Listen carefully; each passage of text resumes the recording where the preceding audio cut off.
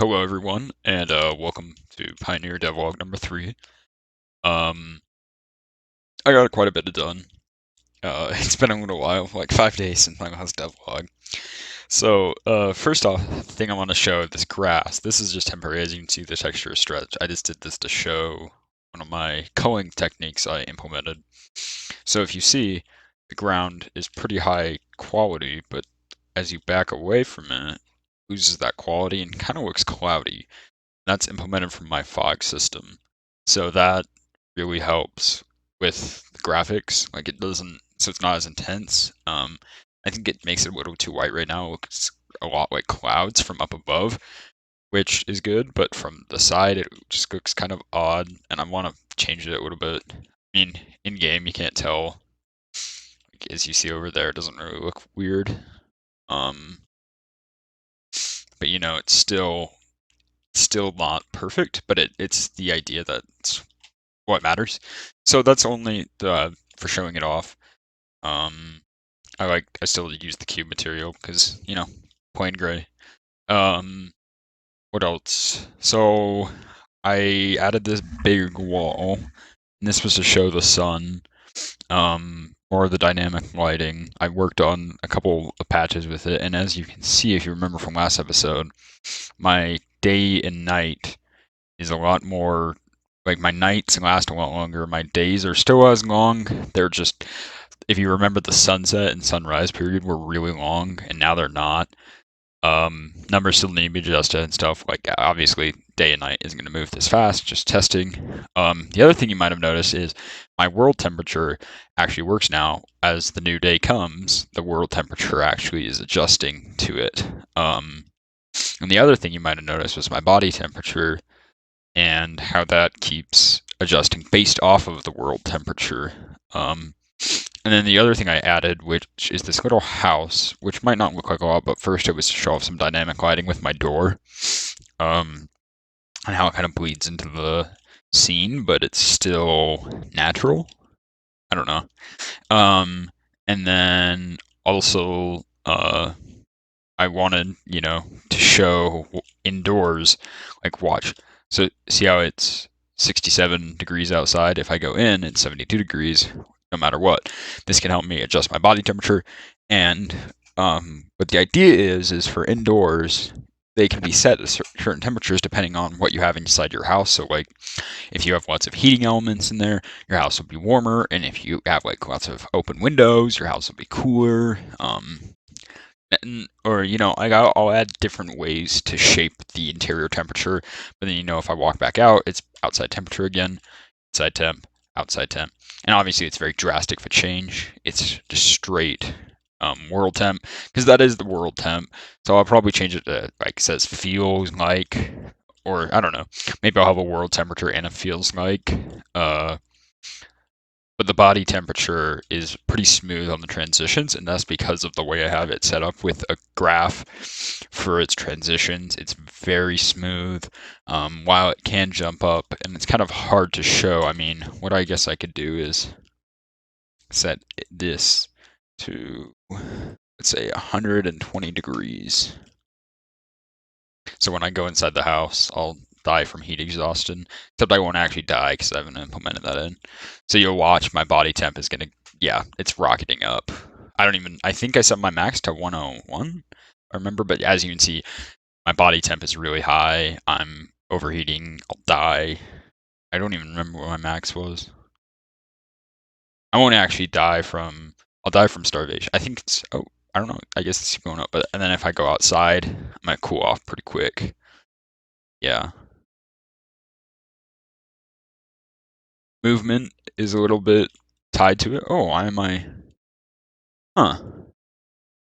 There we go. We're dropping. I was gonna say we should be dropping. That was weird that we were rising for a sec.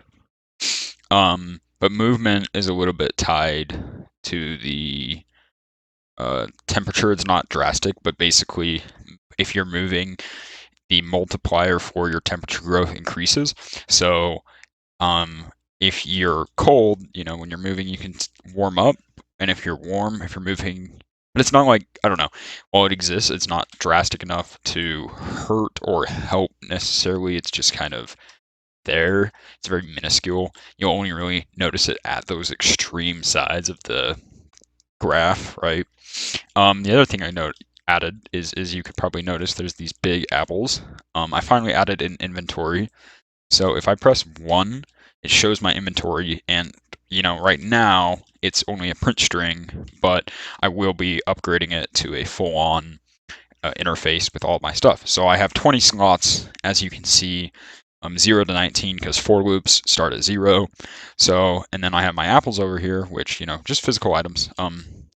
When I press F, which is the interact button, just for, this purely for testing purposes, I spawn in a trace line, which it traces and interacts with anything in between this, and it's purely on visibility, set to a certain distance. So as you can see, it ends, and if I shoot one through the wall, it'll register as going through, but the green end is only a pickup, so it's not like it won't actually, nothing on the green will actually register. So actually I want to show this off. I want to bring this apple over here. That's a pretty small cube. Sorry. Okay, there we go. Scoot that a little in.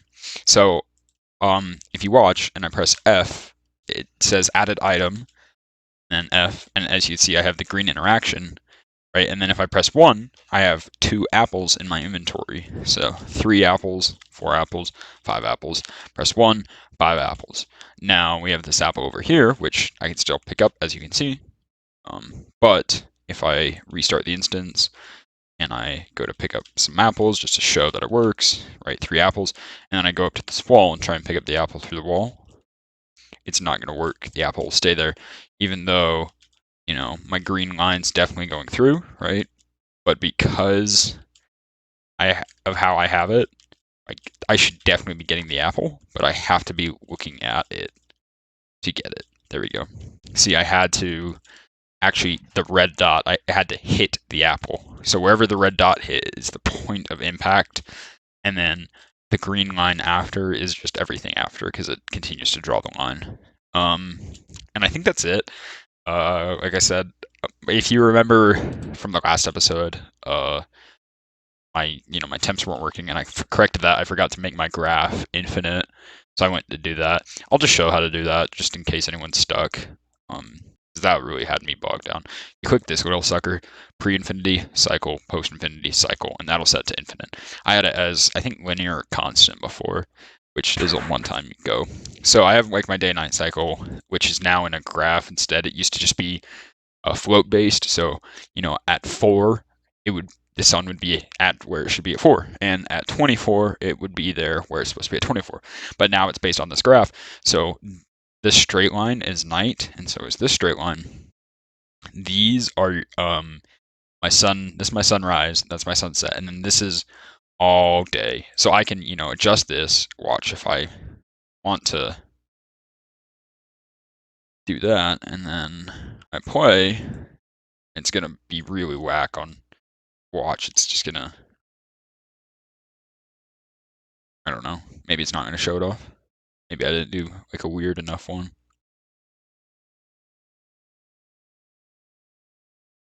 That wasn't weird enough. Here. Let's set this to like right down there. See how that shows off. So see, it's like 7 a.m. Yeah, see, like it's 10 a.m. and the sun's about to set. Like that's just not right. So I can adjust it, and this will be instrumental in having the weather cycle. I mean, not the weather cycle, the seasons, where I can have a day and night cycle for summer, spring, fall, and winter. All of them can have different cycles. So anyways, that's about it.